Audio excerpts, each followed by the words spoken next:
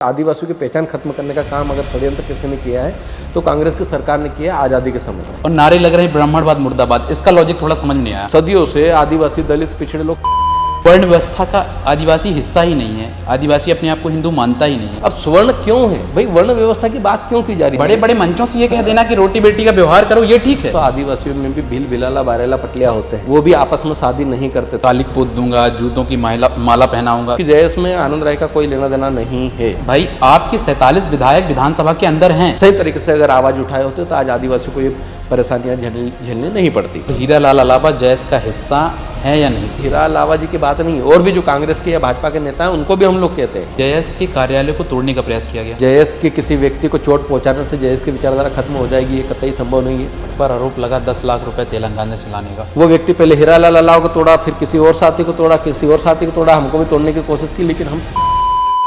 नमस्कार, मैं हूं शिवम पांडे। मेरे साथ इस वक्त मौजूद हैं लोकेश मुजालदा जी, जो जयस के राष्ट्रीय अध्यक्ष हैं। सर, आपका स्वागत है पॉडकास्ट विषयों में। जी बहुत बहुत धन्यवाद। जोहार।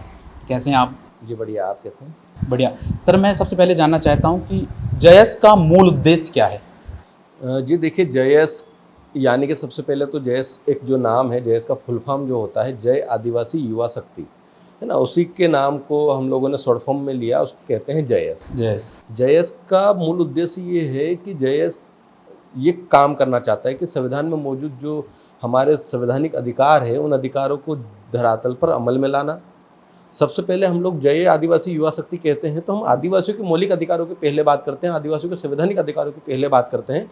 और हम लोगों का पहला उद्देश्य था कि देश में मौजूद जितनी भी ट्राइबल कम्युनिटियाँ हैं, चाहे वो भील हो, भिलाला हो, गोंड हो, कोरकू हो, उराव, संथाल हो, उन सब ट्राइबल कम्युनिटियों को यूनाइटेड करके एक मंच पर लाना और एक मंच पर लाकर उनके संवैधानिक अधिकारों की बात हर मंच से उठाना, चाहे वो जिला स्तरीय हो, तहसील स्तर की बात हो, चाहे संभाग स्तर पे बात हो, चाहे राज्य स्तरीय बात हो, चाहे केंद्र में जाकर हम लोगों को बात करनी पड़े, उन अधिकारों की बातों को हम लोगों को करना। साथ ही साथ 5वीं अनुसूची, जिसके लिए जयस हमेशा से मुखर रहा है। संविधान में मौजूद जो अनुच्छेद 244 1 और 2 है, 5वीं और 6वीं अनुसूची, उस 5वीं 6वीं अनुसूची की मांग को करता है। क्योंकि आप जानते हैं कि संविधान में जब 5वीं अनुसूची की हम लोग बात करते हैं तो 5वीं अनुसूची का मतलब ही होता है कि जो अनुसूचित क्षेत्र है, अधिसूचित क्षेत्र है, उसमें पूर्ण स्वशासन आदिवासियों का होगा 100%। इसकी बात हम लोग करते हैं। हम लोग कहते हैं कि ग्राम सभाओं को मजबूत किया जाए, उसके जल जंगल जमीन के अधिकार को सुरक्षित किया जाए, वो जहाँ पर रह रहे हैं उनके नदी तालाबों को संरक्षित किया जाए, उनके देव स्थलों को सुरक्षित किया जाए। इस बात की पहल जयस कर रहा है। साथ ही साथ अब जयस जो है, अब जयस सिर्फ एक समुदाय का नहीं रहा है। जयस में आदिवासी लोग भी हैं, दलित भी हैं, पिछड़े भी हैं, अल्पसंख्यक वर्ग भी हो, सामान्य वर्ग भी, जो संविधान की बात को मानते हैं, संविधान को मानने वाले लोग हैं, मुद्दों की बात करने वाले लोग हैं, वो जयस के साथ में। क्योंकि हम लोग, जयस जो है मुद्दों की लड़ाई लड़ता है। लोकेश जी, भविष्य में चुनाव लड़ेंगे आप? जी देखिए, अभी चुनाव लड़ने का भी कोई इरादा नहीं है। और पहली बात कि जयस एक सामाजिक विचारधारा है और जयस सामाजिक विचारधारा ही रहेगी शुरू से अंत तक। ये स्पष्ट आपके चैनल के माध्यम से मैं कहना चाहता हूँ कि भाई जयस एक विचारधारा है और विचारधारा रहेगी। अगर चुनाव लड़ने की बात होगी, चुनाव लड़वाने की बात होगी, तो जयस उसके लिए अलग एक प्लेटफॉर्म तैयार करेगा। उसका नाम अलग होगा, उसका सिंबल अलग होगा, लेकिन जयस कभी भी राजनीति नहीं करेगा, ना ही राजनीतिक रूप में जयस को देखा जाएगा। हीरा लाल अलावा जी ने भी मेरे पॉडकास्ट में ये चीज़ कही कि जयस एक सामाजिक संगठन है, सामाजिक उत्थान के लिए काम करेगा, राजनीतिक संगठन नहीं है। इसीलिए उन्होंने कांग्रेस से चुनाव लड़ा। उनके कांग्रेस से चुनाव लड़ने से आप कितना सहमत हैं? जी देखिए, उनके कांग्रेस से चुनाव लड़ने से हम लोग सहमत नहीं हैं। इसीलिए जब उन्होंने 2018 में ही कांग्रेस ज्वाइन करके कांग्रेस से चुनाव लड़ा था, टिकट लिया था, तब से वो जयस से अब अलग हो चुके हैं, अछूते हो चुके हैं। और जयस को चलाने वाले लोग जयस के हर युवा हैं। एक एक युवा ने जयस को बनाने में मेहनत की है, संघर्ष किया है, तब जाकर आज जयस को कहीं ना कहीं ये पहचान मिली है कि आज एक मध्य प्रदेश से शुरू हुआ जो विचारधारा थी, उस विचारधारा को दिल्ली तक पूछा जाता है, दिल्ली तक उसकी बात की जाती है। तो कांग्रेस से चुनाव लड़ने के बाद में जयस में उनका कोई भी योगदान नहीं है। वो कांग्रेस की आइडियोलॉजी पर काम कर रहे हैं, कांग्रेस के सिम्बोल पर काम कर रहे हैं, जयस के लिए वो काम नहीं कर रहे हैं। इसलिए सारे युवाओं ने उनको नकार दिया है। और आप देखिए कि जयस के अगर कोई बात कर रहा है तो वो बात करने वाले लोग कौन है, आपको देखने को मिलेगा। सर, जो जयस की विचारधारा है ना कांग्रेस से मैच खाती है ना भाजपा से मैच खाती है, ऐसी कौन सी बातें हैं जो ना आपको कांग्रेस की पसंद है ना भाजपा की पसंद है? जी देखिए, कांग्रेस और भाजपा दोनों ही पार्टियों ने आदिवासियों के साथ छल किया है। वो हमेशा से कहते आए हैं कि हम आदिवासी हितैषी हैं। आज़ादी के बाद सबसे पहले अगर धोखा किसी ने दिया तो कांग्रेस ने दिया। वो धोखा कैसे? सबसे पहली बात, आदिवासियों की पहचान खत्म करने का काम अगर षड्यंत्र किसी ने किया है तो कांग्रेस की सरकार ने किया है। आज़ादी के समय जब हमारी जनगणना होती थी, ब्रिटिश कालीन जब जनगणना हो रही थी 1871 से लेकर 1941 तक, तब आदिवासियों का एक सेपरेट कॉलम था। एक सेपरेट कॉलम में उनको एनिमिस्ट, एबोरिजिन्स के नाम पे गिना जाता था, फिर ट्राइब के नाम पे गिना जाता था। और जैसे ही भारत देश आज़ाद होता है 1951-52 की जो प्रथम जनगणना होती है, उस जनगणना में आदिवासियों को धर्म के कॉलम में रख दिया जाता है। यानी कि आदिवासी पहचान अस्तित्व मिटाने की पहली साजिश अगर षड्यंत्र कहीं पर शुरू हुआ तो कांग्रेस की सरकार में, पंडित जवाहरलाल नेहरू की सरकार में शुरू हुआ। इसके बाद ये कारवां बढ़ता रहा और आज देखिए कि आज आदिवासियों को अलग अलग धर्मों में धर्मांतरण करने की कवायदें शुरू हो गई। कोई कहता आदिवासी हिंदू है, कोई कहता आदिवासी ईसाई है, कोई मुसलमान बनाने पर लगे हुए हैं, कोई सिख बना रहा है। ऐसे अलग अलग धर्मों में आदिवासियों को बांटने की कोशिश की जा रही है। हम लोग स्पष्ट मांग कर रहे हैं कि जो अस्तित्व, जो हमारी पहचान थी, उस पहचान को वापस दिया जाए। और जो जनगणना का जब कॉलम आता है उस कॉलम में हमारा एक सेपरेट कॉलम होना चाहिए। हम नए कॉलम की मांग नहीं कर रहे, लेकिन आदिवासियों के नाम का जो सेपरेट कॉलम पहले हुआ करता था, या तो आप एवरोजन्स के नाम पे दे दीजिए, एनिमिस्ट के नाम पे दे दीजिए, या ट्राइब के नाम पे दे दीजिए, ताकि हमारी जो अस्तित्व है, हमारी पहचान है, हमारी संस्कृति, वो एक जगह पर बनी रहे। और हम लोग किसी धर्म का अपमान करने वाले लोग भी नहीं हैं।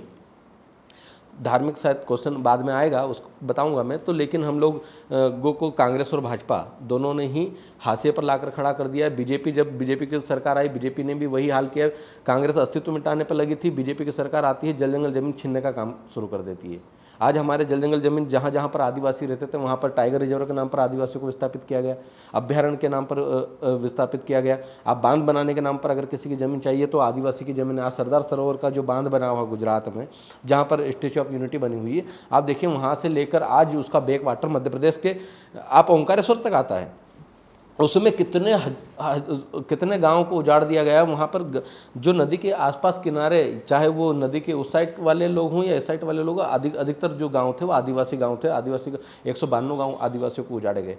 तो जब भी बांध बनाने की बात होती है, चाहे वो कोयला खदान की बात होती है, तब आदिवासियों को उजाड़ा जाता है। ये कांग्रेस और भाजपा ने दोनों ने मिलकर किया है। दोनों ही आदिवासी हितैषी नहीं है, इसलिए हम लोग दोनों के ही विरुद्ध में हैं। हम मुद्दों की लड़ाई लड़ रहे हैं, वो हमारे मुद्दों पर काम नहीं करते, वो हमारे संवैधानिक अधिकारों पर बात नहीं करते। कांग्रेस की सरकार लगभग 60 वर्षों तक भारत में शासन की। क्या उन्होंने 5वीं अनुसूची को धरातल में अमल में लाया? अगर वो 5वीं अनुसूची धरातल पर अमल में आ जाती तो आज हम लोगों को संघर्ष नहीं करना पड़ता और आज जैस जैसी विचारधारा हमको बनाने की जरूरत नहीं होती। सर, आपने विधानसभा चुनाव के ठीक पहले कहा कि कोई भी कैंडिडेट जैस के सिंबल पे चुनाव नहीं लड़ेगा, क्योंकि जैस रजिस्टर्ड ही नहीं चुनाव आयोग में। बिल्कुल। तो आपने तीसरे विकल्प की बात कही कि तीसरे विकल्प हम देखेंगे, फिर उसके बाद आपने तीसरा विकल्प बताया नहीं। 15 कैंडिडेट ऐसी थे जो निर्दलीय लड़े, उनमें से किसी को जीत नहीं मिली, जबकि भारतीय आदिवासी पार्टी से एक मेंबर जीता भी। तो सर, क्या स्ट्रेटेजिक फेलियर था या पहले से प्लानिंग नहीं थी? नहीं, देखिए, जो भारत आदिवासी पार्टी से जो एक कमलेश्वर डोडियार जी जीते हैं, वो जेएस की बदौलत ही जीते हैं। और उनका नाम अनाउंसमेंट करने में खुद भी गया था, वो हमारे कैंडिडेटों की लिस्ट में वो भी थे।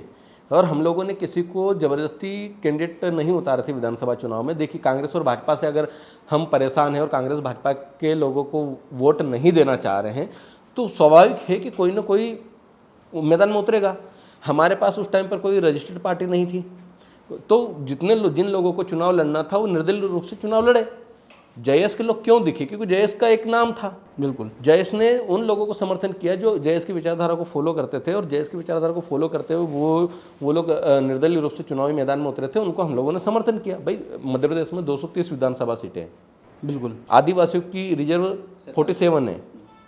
15 जगहों पे क्यों उतरे? क्योंकि 15 जगह पे वो लड़ने के लिए तैयार थे लोग, वो लड़ना चाहते थे विधानसभा चुनाव में, अपनी भागीदारी को सुनिश्चित करने के लिए अपनी दमदारी दिखाना चाहते थे। उन्होंने दिखाया, हम लोगों ने उनका समर्थन किया। लेकिन फिर भी आप देखेंगे तो जो दूसरे दल के जो लोग थे, अलग अलग अन्य भी दल के लोग थे, बीएसपी हो, सपा हो, या और भी अलग अलग अन्य दल हैं, उन सबसे ज़्यादा वोट अगर कोई लेकर आया है तो वो ये 15 जो कैंडिडेट थे वो वोट लेकर आए। और उसमें से जो एक आदिवासी, भारत आदिवासी पार्टी के जो विधायक बने, उनका नाम अनाउंसमेंट भी हम लोगों ने किया था। उन्होंने सिंबल के लिए, क्योंकि उनको चुनाव प्रचार में सिंबल की दिक्कत आ रही थी, इसलिए उन्होंने रजिस्टर्ड पार्टी का सिंबल लिया और उस पर चुनाव लड़ा उन्होंने। लेकिन वो जेएस के ही विधायक हैं। अगर आप भी आज उनके गले में देखेंगे तो पीला गमछा ही आपको देखने को मिलेगा। ये इस बात का सबूत है। इस बात के लिए और आगे अगर मैं जाना चाहूँ तो आप देखेंगे कि जिस विधानसभा सीट से वो चुनाव लड़े, वहाँ पर हमारे 4 जिला पंचायत सदस्य जेएस के जीत के आए थे। तब तक तो कोई भारत आदिवासी पार्टी अस्तित्व में नहीं थी। वहाँ पर हमारे 10 जनपद सदस्य जीते हुए थे, 60 से ज़्यादा हमारे सरपंच जीते हुए थे, इसी के कारण वो विधायक बन पाए। और ये हम लोगों ने ग्राउंड लेवल से शुरू किया था। कहीं ना कहीं हम जिन साथियों को लड़ना था उन्होंने पहले हमको नहीं बताया कि हम लोगों को चुनाव लड़ना है, लेकिन जब उनकी इच्छा हुई कि हम कांग्रेस और भाजपा के साथ नहीं जाएंगे, ना हम इनको वोट देंगे, ना हम नोटा में वोट देना चाहते हैं, हमारा अस्तित्व हम लोग बचाना चाहते हैं, तो हमने कहा कि भाई आप करिए, हम आपके साथ हैं। सर आपको महसूस नहीं हुआ होगा, लेकिन मेरा ऐसा मानना है कि आप आदिवासियों की लड़ाई लड़ते लड़ते, शेड्यूल टाइप्स की बात करते करते आप थोड़ा सा राजनीतिक रूप में आ गए हैं। आप शेड्यूल कास्ट की बात कर रहे हैं, आप ओबीसी की भी बात कर रहे हैं, तो क्या एक मंच में हमें जय जोहार और जय भीम सुनाई देगा क्या? जी बिल्कुल। 18 जनवरी 2026 का आंदोलन भोपाल का आप देखिए, जब संविधान बचाओ आरक्षण बचाओ जन आक्रोश महाआंदोलन हुआ, उस आंदोलन में आदिवासी, दलित, पिछड़े वर्ग के जितने भी संगठन हैं, वो सब संगठन एक मंच पर एक जगह बैठे थे और वहाँ पर जय जोहार भी सुनाई दिया, जय भीम भी सुनाई दिया, जय फूले भी सुनाई दिया और जय संविधान भी सुनाई दिया। तो ये हम लोग करके दिखाएं। ये जयेश ने आह्वान किया था 18 जनवरी 2026 का, जब अभी आंदोलन हुआ था, तो उसमें आप देखिए कि तमाम संगठन के लोग, ऐसा नहीं है, पिछड़ा वर्ग में भी अनेकों संगठन हैं, दलित समाज के भी अनेकों संगठन हैं, आदिवासियों में भी अलग अलग संगठन हैं। उन सभी संगठनों को एक मंच पर लाने का काम अगर किया है तो जयेश ने किया है और हम लोगों ने बिठाया है। तो राजनीतिक होने की बात नहीं है। जब तक किसी समाज का सत्ता में हस्तक्षेप या हस्तांतरण नहीं होता है, तब तक वो गुलामी की ज़िंदगी जीते हैं। और अगर हम लोग चाहते हैं कि हमारे अधिकारों को अगर हम लोग अमल में लाएँ, लागू करवाएं, तो सड़क पर तो लड़ ही रहे हैं। हम सड़क पर लड़कर आंदोलनों की बात कर रहे हैं, हम अधिकारों की बात कर रहे हैं, लेकिन जहां नीति नियम निर्माण होते हैं वहां पर भी हमारे युवाओं को भेजने का हम लोग काम कर रहे हैं। सर 18 जनवरी को जो भोपाल में आंदोलन हुआ या मूवमेंट हुआ, उसमें संतोष वर्मा के समर्थन में मूवमेंट हुआ था। संतोष वर्मा के समर्थन में मूवमेंट हुआ और नारे लग रहे ब्राह्मणवाद मुर्दाबाद। इसका लॉजिक थोड़ा समझ में नहीं आया।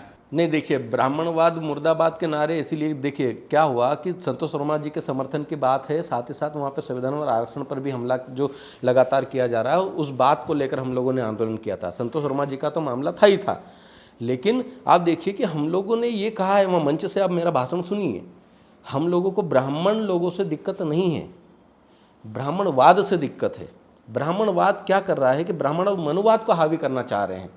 भाई मेरे भाषण में आप देखिए, मैंने तो कहा कि ब्राह्मण समुदाय में भी ऐसे अच्छे लोग हैं जो संविधान को मानते हैं, संविधान की बात करते हैं। उन्होंने कहा है कि भाई संतोष वर्मा जी ने जो कहा है उसके मर्म को समझने की जरूरत है कि ऐसे शब्द एक IAS अधिकारी के मुंह से क्यों निकले। ये मेरे भाषण में आप सुनिएगा। तो हम लोग मनुवाद के खिलाफ है। ये भारत देश भारत के संविधान से चलता है। भारत के संविधान में सबको समानता का अधिकार दिया हुआ है, सबको समान रहने का अधिकार दिया है। सब धर्म पंथ के लोग इस भारत देश में निवास करते हैं, लेकिन एक नैरेटिव गढ़ा जा रहा है। एक बागेश्वर के बाबा हैं जो बालक धीरेन्द्र शास्त्री है ना, मेरे से तो छोटा ही है, वो कहता है कि ये देश हिंदू राष्ट्र है। आप देखिए, जब आप भारत के संविधान में जब हर धर्म पंथ समुदाय के लोग रहते हैं, निवास करते हैं इस भारत देश में, आप एक धार्मिक राष्ट्र बनाने की बात क्यों कर रहे हैं? क्या धार्मिक राष्ट्र बनाकर क्या वास्तव में भारत का भला होगा? बिल्कुल भी नहीं होगा। जितने भी देश आज धार्मिक कट्टरता की ओर आगे बढ़े हैं, चाहे वो पाकिस्तान हो, बर्बाद हो गया इस्लाम धर्म के नाम पर, बांग्लादेश आज बर्बाद होकर बैठा है, नेपाल बर्बाद होकर बैठा, ऐसे कई उदाहरण हैं जो धार्मिक कट्टरता के कारण बर्बाद हुए हैं। तो यहाँ पर जब हिंदू मुस्लिम सिख ईसाई सब भाई भाई रह रहे हैं, तो फिर आपको दिक्कत क्यों हो रही है? और ऐसी बातें क्यों की जा रही है कि जब एक दूसरे के धर्म या एक दूसरे के समुदाय से संघर्ष पैदा हो और वो अपने आप को कमज़ोर महसूस करे। सदियों से आदिवासी, दलित, पिछड़े लोग सताए गए हैं। बिल्कुल, ये मैं नहीं कह रही, इतिहास कहता है। बिल्कुल। और इतिहास में लगातार 3000 वर्षों तक एक विशेष वर्ग ने राज किया है। बिल्कुल, ये सत्य बात है, बिल्कुल। इसको कोई झुटला नहीं सकता है। आज आज़ादी के 75-78 वर्षों होने के बाद में कुछ जो वंचित समुदाय था, उस वंचित समुदाय को थोड़ा सा ऊपर आने का अगर मौका मिला है तो उसमें परहेज नहीं करना चाहिए। अभी तो वो आए भी नहीं है। और आरक्षण और रिजर्व की बात की जाती है, आरक्षण के नाम पर ताने मारे जाते हैं, ताने दिए जाते हैं। तो क्यों? आरक्षण कितनी जगह पर? सिर्फ सरकारी संस्थानों में। तो सरकारी संस्था कितनी है? 2%। अब 2% जगह पर आरक्षण लेकर वो अगर थोड़ा सा भी सक्षम हो रहा है वो समाज, तो उनको तो साथ में बिठाने की बात हम लोगों को करनी चाहिए। भाई हम अपने आप को एक तो सर्वोच्च मानते हैं। ब्राह्मण समुदाय में कुछ जो मनुवादी विचारधारा वाले लोग हैं वो अपने आप को श्रेष्ठ मानते हैं। वो दलित के साथ बैठना नहीं चाहते, वो आदिवासियों के साथ बैठना नहीं चाहते। वो कहते हैं ये अछूत हैं, इनको पानी नहीं देना, वो अपने घर में घुसने नहीं देना चाहते। आज एक आदिवासी राष्ट्रपति बनने के बाद भी मंदिरों में घुसने नहीं दिया जाता है, मंदिर जब जाती है तो धुलवाया जाता है। दलित राष्ट्रपति बनने के बाद में जब लखनऊ मंदिर में गए थे तो वहाँ पे मंदिर धुलवाया गया। आप देखिए कि जब एक दलित सुप्रीम कोर्ट में जज बने गवई जी, तो उन पर उसी जातिवादी मानसिकता के व्यक्ति ने जूता फेंक कर मारा। उनसे आपस में कोई बैर नहीं था, कोई भी द्वेष नहीं था, लेकिन सिर्फ ये सोच को हम लोग खत्म करना चाहते हैं। हम कहते हैं कि भाई मानवतावादी सोच को अपनाइए, और आदिवासी शुरू से ही मानवतावादी समाज रहा है, मानवतावादी सोच को भी आगे बढ़ाने का काम करता है। इसलिए हमने कहा कि हम JS में तमाम वर्ग के लोग जो शुभचिंतक हैं, जो संविधान को मानते हैं, वो सब हमारे साथ हैं। आप पहले तो ये बताइए कि ब्राह्मणवाद से आप क्या समझते हैं, और दूसरी चीज़, ये देश मनुवाद से चलेगा कि संविधान से चलेगा? जी देखिए, ये देश तो संविधान से चलेगा, बिल्कुल मनुवाद से कतई नहीं चलेगा, और इसको चलने भी नहीं दिया जाएगा। और ब्राह्मणवाद जो है, ब्राह्मणवाद की थ्योरी अगर देखें तो मनुवाद से ही ली जाती है, क्योंकि मनुवादी व्यवस्था में किस प्रकार से आप देखिए कि जो उच्च वर्ग की महिलाएं थी, महिलाओं तक को पढ़ने लिखने का अधिकार नहीं था, उनके साथ कैसा व्यवहार। आज वो पढ़ पा रही है ना, सब पढ़ पा रहे हैं आज पढ़ पा रहे हैं। क्यों? क्योंकि संविधान है, मतलब संविधान हावी है मनुवाद पे। तो फिर जब टोटली रूप से ब्राह्मणवाद और मनुवाद समाप्त हो चुका है, मेरी मान कुछ जगहों पे जो समस्याएं हैं वो आदमी के अंत तक नहीं जाएंगी। कुछ समस्याएं ऐसी हैं जो अंत तक नहीं जाएंगी। तो अपन जो मेन मुद्दे हैं, जो रोजगार है, इन मुद्दों पे बात ना करके मनुवाद ब्राह्मणवाद पे बात करें, तो ये कितना सही है? जी देखिए, हम तो मुद्दों की ही बात करते हैं, लेकिन बीच बीच में जब UGC जैसे कानून आते हैं हमारे अधिकारों को बचाने के लिए, समानता लाने के लिए, तब जो एक विशेष वर्ग है अपने आप को उस मनुवादी व्यवस्था का बताता है, इसलिए मनुवाद की बात करना पड़ती है। आप देखिए कि अभी कह रहे हैं कि हम सवर्ण लोग हैं, ठीक है ना? अब स्वर्ण क्यों है भाई? वर्ण व्यवस्था की बात क्यों की जा रही है? जब वर्ण व्यवस्था का, जब यहाँ कॉन्सेप्ट खत्म हो चुका है, संविधान का राज आ चुका है, तो वर्ण व्यवस्था की बात करने की जरूरत किसी वर्ग को नहीं होनी चाहिए। लेकिन वो अगर वर्ण व्यवस्था की बात करेंगे, देखिए एक्शन का रिएक्शन होता है। अगर वो कहेंगे कि हम सबसे श्रेष्ठ हैं, हम ही भगवान हैं, हम ही सब कुछ है, हमने ही सब कुछ किया, तो फिर जब इतिहास को हम लोग देखेंगे तो इतिहास में कई ऐसी बातें हैं, सत्य तथ्यात्मक बातें हैं जो कहती है कि वो जो आर्य लोग आए थे वो तो विदेशी लोग हैं। फिर ये कॉन्सेप्ट भी शुरू होगा जब आप हिंदू राष्ट्र की एक तरफ बात करेंगे, एक धार्मिक राष्ट्र की बात करेंगे, तो जो बाकी के लोग हैं वो भी तो अपने राष्ट्र की बात करेंगे। तो ये ब्राह्मणवाद, इसीलिए ब्राह्मणवाद के खिलाफ है हम लोग, क्योंकि बार बार कुछ लोग जो हैं अपने आप को ऊंचा दिखाने की कोशिश करते हैं। उनसे मेरा एक निवेदन है आपके चैनल के माध्यम से कि आप संविधान को मानते हुए संविधान की समानता की बात को कीजिए, ताकि ये जो बैर है, ये जो द्वेष है आपस में जब हम लड़ रहे हैं, ये खत्म हो जाए। भारत का जो एकजुटता है वो बनी रहे, हम इसके लिए काम करना चाहते हैं। लेकिन अगर UGC जैसे कानून का अगर विरोध होगा, जब शिक्षा, और UGC किसके लिए? सिर्फ यूनिवर्सिटी में शिक्षा के लिए, स्कूली शिक्षा के लिए तो है ही नहीं। वो यूनिवर्सिटी में समानता की बात की जा रही है, उसमें भी कितना विरोध हो रहा है आप बखूबी जानते हैं। आज UGC के समर्थन में अगर हम लोग निकलते हैं तो UGC के विरोध में कुछ लोग अपने आप को स्वर्ण एकता के नाम पर या हम अपने आप को श्रेष्ठ बताने के नाम पर वो विरोध करने के लिए निकलते हैं। तो भाई कानूनों का सम्मान होना चाहिए, समानता से डर क्यों है? अगर आप भेदभाव कर ही नहीं रहे हैं, आपको तो लगता है कि UGC समानता दे रहा है? जी बिल्कुल, देखिए उसमें कुछ कुछ चीज़ें हैं जो कम से कम जो रोहित वेमुला है या डॉक्टर पायल तड़वी है, जो जातिगत भेदभाव के कारण अपनी जान को गंवा दिए हैं, और उसके बाद में जब एक रिपोर्ट सबमिट होती है तो पिछले 5 साल का जब ट्रैक रिकॉर्ड चेक किया जाता है तो उसमें भी ये लिखा जाता है कि पिछले 5 साल के मुकाबले अब 118% जो मामले हैं जातिगत दुर्भावना के बढ़े हैं यूनिवर्सिटियों में। ये शायद आपका भी मैंने वीडियो देखा था, उसमें भी आपने इस बात का जिक्र किया है। तो आप देखिए कि जब ऐसे भेदभाव हो रहे हैं तो ये UGC कानून कम से कम थोड़ी बहुत तो सहूलियत देगा। और भाई कुछ लोगों का ये कहना है कि UGC आने के बाद हमको जो उच्च वर्ग के, सामान्य वर्ग के लोगों को क्यों नहीं रखा, उसमें AWS के लोगों को भी रखा है और उसमें सामान्य वर्ग के लोग भी हैं। ऐसा क्यों नहीं है? जब यूनिवर्सिटियों में उसका अध्यक्षता, जो कमेटी बनेगी, उस कमेटी की अध्यक्षता वाइस चांसलर करेंगे। वाइस चांसलर कौन है? VC कौन है? आजकल सब सामान्य वर्ग के हैं। 80 से 90% जो यूनिवर्सिटी है, उस यूनिवर्सिटी में वाइस VC के पद पर बैठे हुए जो कुलपति हैं वो सामान्य वर्ग के ही लोग हैं, और वही अध्यक्ष तक करेंगे तो आप कैसे बता रहे हैं कि आपके साथ अन्याय होगा? बिल्कुल भी अन्याय नहीं होगा। और अन्याय होता है, भेदभाव होता है, ये हम बखूबी जानते हैं, और आज भी इसका शिकार कई लोग होते हैं। कुछ केस सामने आ जाते हैं, इसके कारण हमको दिख जाते हैं।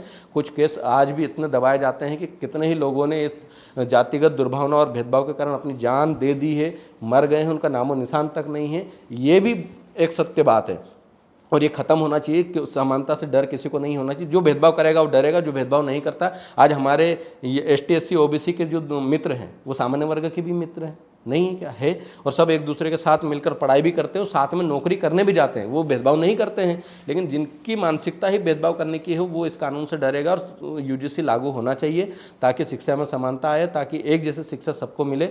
और ये समानता सिर्फ यूनिवर्सिटियों में नहीं, ये निचले स्तर से जब तक शुरू नहीं होगी, निचले स्तर से स्कूली शिक्षा से शुरू नहीं होगी, तब तक हम वो इक्वलिटी में नहीं आएंगे। और आरक्षण का मतलब ही इक्वलिटी है, समानता में लाने का है, इसको होना चाहिए।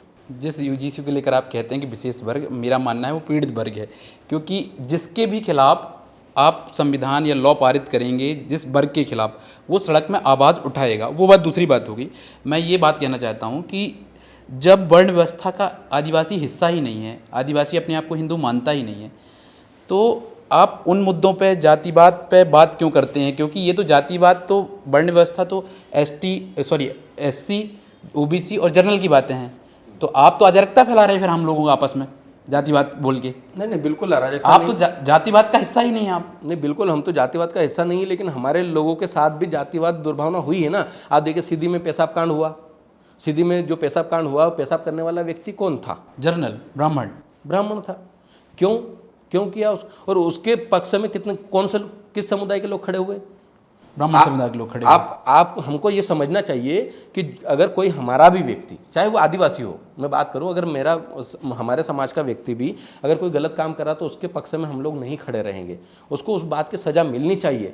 लेकिन इतनी बड़ी घटना हुई कि एक विकृत मानसिकता का व्यक्ति एक आदिवासी पर पेशाब करता है, उसका वीडियो बनाता है, उसका वीडियो बनाकर वायरल करता है, फिर भी एक उसी समुदाय के लोग उसके साथ खड़े हो जाते हैं, उसका घर बनवा के देते हैं। तो इससे तो जो दुर्भावना, उसको तो शक्ति मिलेगी, वो और ऐसे कार्य करने के लिए प्रेरित होगा, और वो आगे और किसी के साथ और बड़ी घटनाएं करेगा। तो ऐसे लोगों को सबक सिखाना जरूरी है। चाहे वो आदिवासी, अगर आदिवासी किसी और को मारेगा, चाहे वो किसी सामान्य को भी मारे, तो हम लोग कहते हैं उस आदिवासी को भी सजा मिलनी चाहिए।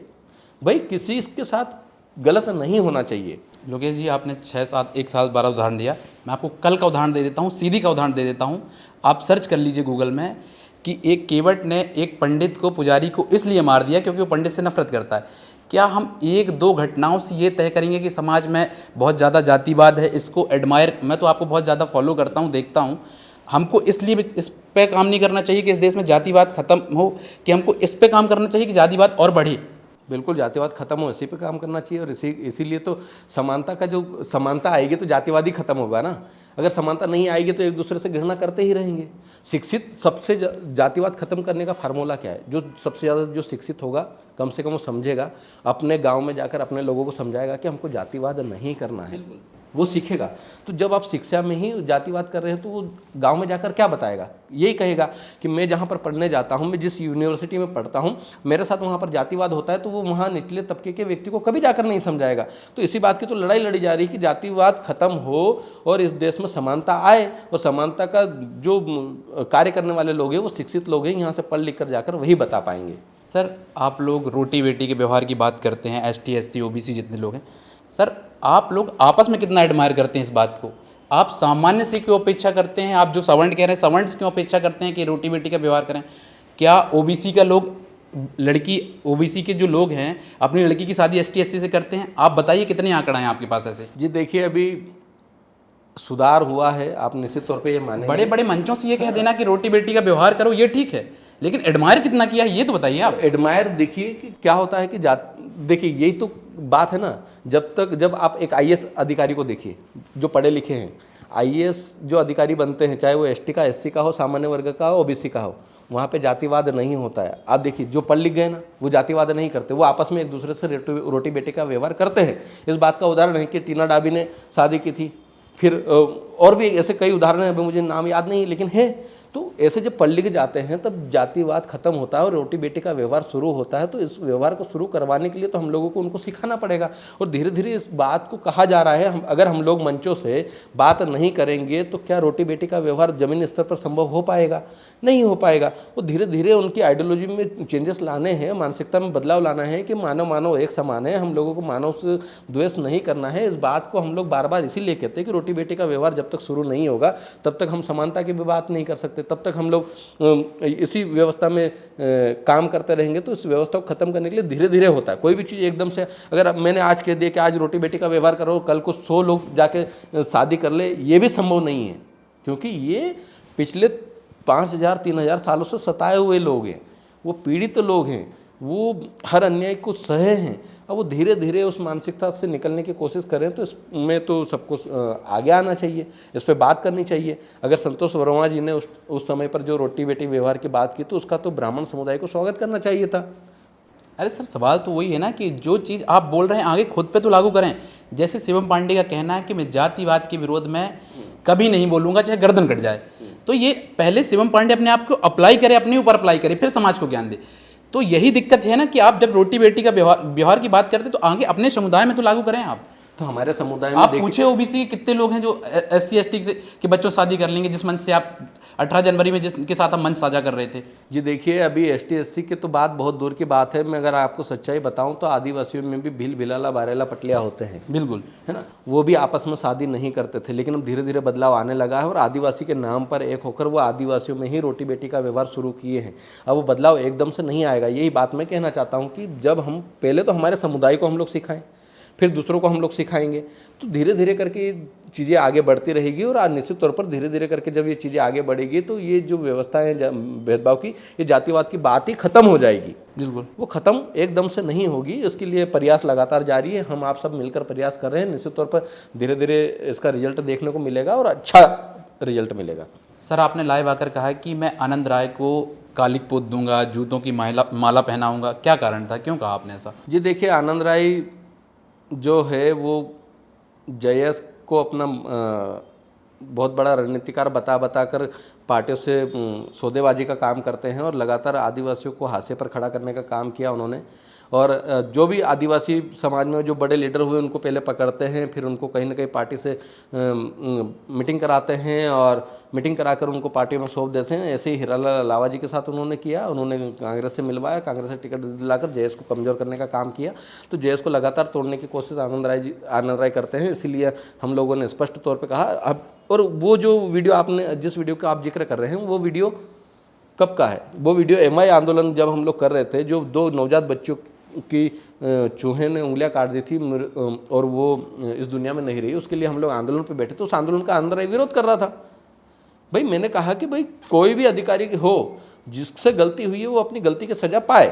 हम लोग इसीलिए MI में चूहा कांड जब हुआ इंदौर का, तो हम लोग आंदोलन पे बैठे। उस आंदोलन का आनंद राय विरोध कर रहा था। जब हम लोग यात्रा लेकर निकले थे, हम लोग पूरे धार जिले में इस जागरूकता के लिए कि स्वास्थ्य की व्यवस्था सुधरनी चाहिए, तो उसका वो विरोध करें। तो जब भाई स्वास्थ्य की व्यवस्था को सुधारने की अगर हम लोग बात करें, उसका विरोध करें, यानी कि वो आदमी सामाजिक तौर पर किसी को आगे बढ़ाने के लिए नहीं है, ना ही समाज के मुद्दों से उसको मतलब, वो सिर्फ राजनीति करना चाहता है। और आनंद राय राजनीति के चक्कर में आदिवासियों को हथियार बनाता है, आदिवासियों के कंधों पर बंदूक रखकर चलाता है और पार्टी को जाकर बताता है कि मैं JS चला रहा हूँ, जबकि JS में आनंद राय का कोई लेना देना नहीं है।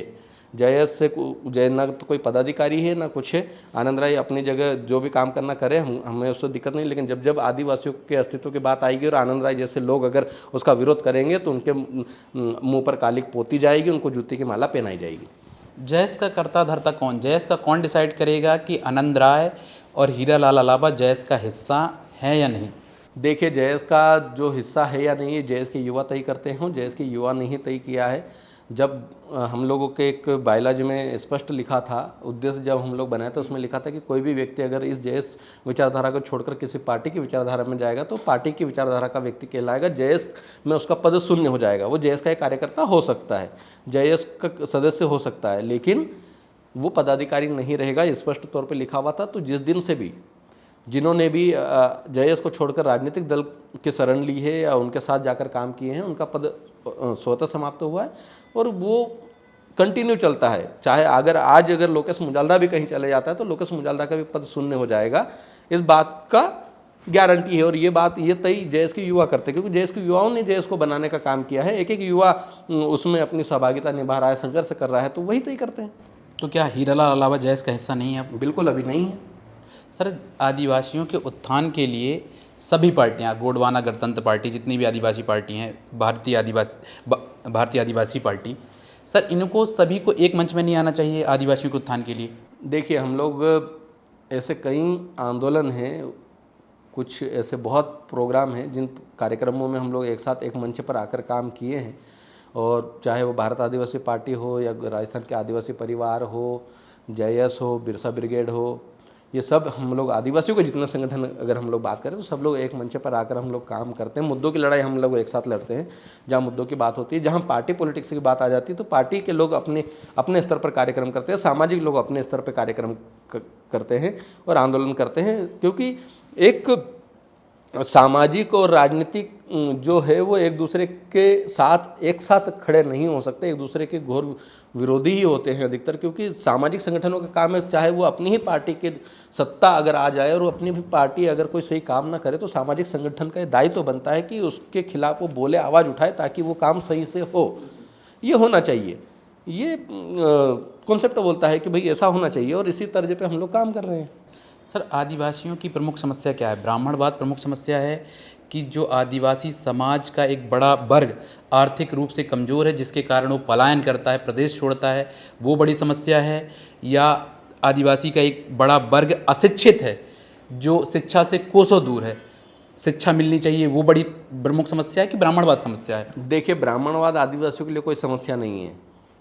आदिवासियों के लिए सबसे बड़ी समस्या ये है कि आदिवासियों के जल जंगल ज़मीन के अधिकार को सुरक्षित नहीं किया जा रहा है, जिसके कारण आज उसे पलायन करके कहीं और जाना पड़ता है और हर 15-20 सालों में किसी गांव को उजाड़ा जाता है, विस्थापित किया जाता है। ये उसकी सबसे बड़ी समस्या है। उसकी सबसे बड़ी समस्या है कि आदिवासी क्षेत्रों में शिक्षा का स्तर आज भी नहीं पहुँच पाया है। आज अलीराजपुर जैसा जिला, जो भारत का सबसे अशिक्षित जिलों में आता है, जो 100% ट्राइबल जिला है, अगर आज भी उसी पायदान पे है तो ये नाकामियाँ कांग्रेस और भाजपा दोनों ही सरकारों की रही है, क्योंकि वो रिकॉर्ड में अभी तक उस जिले को अशिक्षित होने से बाहर नहीं निकाल पाए हैं। ये कमियां रही है। तो ये आदिवासियों की सबसे बड़ी मूलभूत जो चीज़ें हैं वो नहीं मिल पा रही है। आज देखिए, आदिवासी क्षेत्रों में आपको पीने का पानी नहीं मिल पा रहा है। शिक्षा तो और दूर की बात हो गई है, वहाँ पर आदिवासी क्षेत्रों में साफ पीने का पानी अभी उपलब्ध नहीं है। ये सरकार की नाकामियाँ हैं कि आज़ादी के 78 वर्ष बाद भी आज आदिवासी क्षेत्रों में पीने का पानी उपलब्ध नहीं करा पाई। ये कांग्रेस और भाजपा की सरकार, दोनों ही सरकार, मध्य प्रदेश में भी सत्ता रही दोनों की, केंद्र में भी दोनों की सत्ता रही, ये नहीं करवा पाई। और शिक्षा के क्षेत्र में अगर हम लोग बात करें तो आज आप देखिए कि मध्य प्रदेश में तो ऐसा कर दिया गया है कि एक पहली क्लास से लेकर 8वीं क्लास तक बिना पढ़े पास कर दिया जाता है। आप सोचिए कि बिना पढ़े अगर बच्चों को पास कर दिया जा रहा है, वो पढ़ने वाले बच्चे कहाँ के? सरकारी संस्थानों के। सरकारी संस्था कहाँ है? उनकी नींव कमजोर हो गई।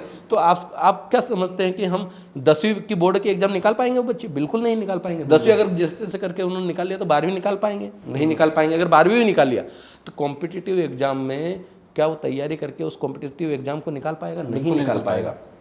तो शिक्षा के स्तर को कमज़ोर करने का काम इन लोगों ने कर दिया, जबकि 5वीं, 8वीं, 10वीं और 12वीं बोर्ड होना चाहिए। वो बोर्ड रहेगी तो कम से कम बच्चा पढ़ेगा, लिखेगा, और शिक्षा के स्तर में भी टीचरों को अच्छे से गाइड करके उनको उस जगह पर भेजना चाहिए, ताकि अलीराजपुर जैसे ज़िले, झाबुआ जैसे ज़िले, धार, रतलाम, बड़वानी जैसे ज़िले शिक्षित होकर बाहर निकले और निश्चित तौर पर वो बड़ा काम कर सकते हैं, इस देश और प्रदेश में अपनी सेवाएँ दे सकते हैं। ऐसा काम करना चाहिए। सर, मैं अशिक्षा का एक मूल कारण ये मानता हूँ कि आदिवासी युवा जो है आज अशिक्षा के कारण कई युवा जेल में हैं। उनको विद इन अ डे जमानत मिल जाए। आप तो एडवोकेट हैं, मेरे से बेहतर समझते हैं, लेकिन अशिक्षा के कारण आज उनकी जमानत नहीं हो पा रही, क्योंकि उनको पता नहीं क्या करना है। बिल्कुल। अभी आप NCRB की एक रिपोर्ट थी और अभी कुछ हफ्ते पहले ही प्रेस में प्रकाशित हुआ था, जिसमें 20,000 से ज़्यादा निर्दोष आदिवासी मध्य प्रदेश की जेलों में बंद है, क्योंकि वो उनको पता ही नहीं है कि छुड़वाना कैसे, और उनके पास छुड़वाने के पैसे नहीं है। सीधी सी बात है कि वो किसी वकील को करे, वकील की फीस होती है, अब वकील की फीस देने के लिए उनके पास पैसे नहीं है, तो वो जो निर्दोष लोग हैं वो जेलों में बंद है, और ऐसे छोटे छोटे मामलों में बंद है जिस मामलों में जब बड़े बड़े जब घराने के लोग होते हैं, उद्योगपति लोग होते हैं, उनको बड़े बड़े केसों में तुरंत जमानत मिल जाती है, अग्रिम जमानत मिल जाती है, लेकिन आदिवासियों को जमानत देने वाला कोई नहीं है, आदिवासियों को सुनने वाला कोई नहीं है। आज जो काम करने वाले लोग हैं वो जेल में बंद है, और महिलाएं आज अपने बच्चों को पढ़ाने के लिए, या उन बच्चों को पढ़ाना तो दूर की बात है, उनके भरण पोषण के लिए, उनके पेट को चलाने के लिए वो मजदूरी करने पर मजबूर है, पलायन करने को मजबूर है। ये जो असुविधाएं हो रही है, ये असुविधाओं का कारण कौन है, इसकी जननी कौन है? इसकी जननी है कांग्रेस, इसकी जननी है भाजपा, जो लगातार आदिवासी वोट बैंक को साधने के लिए आदिवासियों को 5 साल में कहती है हम आदिवासी हितैषी हैं, हम आदिवासी के मुद्दों पे ये काम कर रहे हैं। आज आदिवासी क्रांतिकारियों के नाम लिए जा रहे हैं, आज आदिवासी क्रांतिकारी के स्टेचू खड़े किए जा रहे हैं, लेकिन आदिवासियों की मूलभूत सुविधाओं पर ध्यान नहीं दिया जा रहा है। वो तो गनीमत है कि जयस जैसी विचारधारा बनी, और जयस की विचारधारा ने उन आदिवासी महापुरुष जो गुमनाम थे, क्योंकि साहित्यिक आप इतिहास में इतिहासकारों ने भी उन आदिवासी क्रांतिकारियों को उपेक्षा की है, उनको गुमनाम रखा था।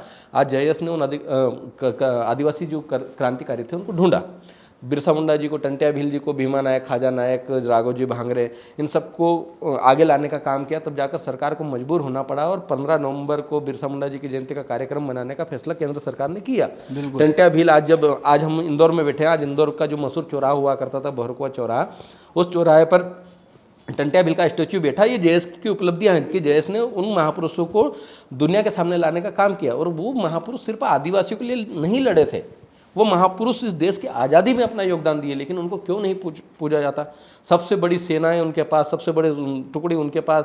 जब ब्रिटिश जो गवर्नमेंट थी वो भी रॉबिन हुड करके टंट्या भील को याद करती है, लेकिन यहाँ की सरकारें याद नहीं करती थी। अभी 10 सालों से आप बिरसा मुंडा जी का नाम सुन रहे होंगे, ये राजनीतिक पार्टियों के बैनरों में आप उनके फोटो देख रहे होंगे। ये क्यों हो पाया? ये जयस के कारण हो पाया। तो जयस अब शिक्षा के क्षेत्र में भी काम कर रहा है। हम शिक्षा के क्षेत्र को सुधारने की भी लगातार कोशिश में लगे हुए हैं, क्योंकि जयस एक सामाजिक संगठन, कोई सरकार तो है नहीं। हम आंदोलन करके और हमारे स्तर पे जितना हो सके उन स्कूलों को सुधारने की कोशिश कर सकते हैं, लेकिन सरकार अगर चाहे तो आदिवासी क्षेत्रों की स्कूलों को स्मार्ट क्लासेस बनाकर उन बच्चों को अच्छी शिक्षा दे सकती है। आदिवासी क्षेत्रों में प्रशिक्षण शिविर खोलकर उन बच्चों को जिनमें बहुत एबिलिटी है, बहुत ताकत है, वो इस देश के लिए सिल्वर गोल्ड मेडल लेकर आ सकते हैं, ज़्यादा संख्या में लेकर आ सकते हैं। वो ताकत उनके पास है, वो दौड़ने में माहिर है, वो तीरंदाजी में माहिर है, वो कबड्डी खेलने में माहिर है। उनको अगर प्रॉपर प्रशिक्षण केंद्र अगर आदिवासी क्षेत्रों में खोले जाए तो वो आगे बढ़ सकते हैं, लेकिन सरकार नहीं चाहती। सर मैं अवेयरनेस इस चीज़ को कोट करूँगा कि अवेयरनेस नहीं है बहुत ज़्यादा आदिवासी जगहों पे, क्योंकि एक अच्छा टीचर पढ़ लिख के जाता है शेड्यूल्ड ट्राइब क्षेत्र में पढ़ाने के लिए, तो उसको रुकने की व्यवस्था नहीं है। वो 100 किलोमीटर 200 किलोमीटर क्षेत्र में जाता है तो उसकी रुकने की व्यवस्था नहीं है। गवर्नमेंट को पहले तो उसको रुकने की व्यवस्था करानी चाहिए, फिर उसको क्रॉस चेक करना चाहिए कि टीचर डेली स्कूल जा रहा है या नहीं जा रहा है, क्योंकि कई ऐसे आदिवासी स्कूल हैं जहाँ ताले पड़े हुए हैं, ना उनके पेरेंट्स को मतलब है, ना बच्चों को मतलब है, ना टीचर को मतलब है। तो आपकी योजनाओं में आप चाहे अरबों रुपए खर्च कर दो, यदि उसका इम्प्लीमेंट नहीं होगा ग्राउंड पे, तो इस देश से या इस प्रदेश से शिक्षा कभी खत्म नहीं होगी। बिल्कुल, देखिए ट्राइबल सब प्लान में भी ट्राइबल के लिए अलग से एक फंड जारी होता है। बिल्कुल, उस फंड का उपयोग आदिवासी व्यक्ति विकास में करना चाहिए। उसका मतलब ही है, उस फंड का मतलब है कि आप जो आदिवासी व्यक्ति है, व्यक्ति विकास में पैसे का खर्चा होगा। लेकिन क्या करती है सरकारें जब आदिवासी क्षेत्रों में मुख्यमंत्री का कार्यक्रम हो रहा है, उस मुख्यमंत्री के कार्यक्रम का बजट का जो 50 करोड़ रुपए लग रहा है, 25 करोड़ रुपए जो पैसा खर्च हो रहा है, वो उसमें लगा दिया जाता है। अलग अलग योजनाओं के नाम पर उस पैसे का खर्च कर दिया जाता है। अगर उन्हीं पैसे का सही इस्तेमाल हो तो मैं कह रहा हूँ कि जो आप कह रहे हैं कि एक टीचर को ठहरने की अगर वहाँ व्यवस्था नहीं, वो व्यवस्था हो सकती है। स्कूलों की बिल्डिंगों में सुधार हो सकता है, उसमें पानी से छत से पानी नहीं टपकेगा, ये व्यवस्था हो सकती है। स्मार्ट क्लासेस बन सकती है, क्योंकि वो शिक्षा के लिए काम करने के लिए पैसा है।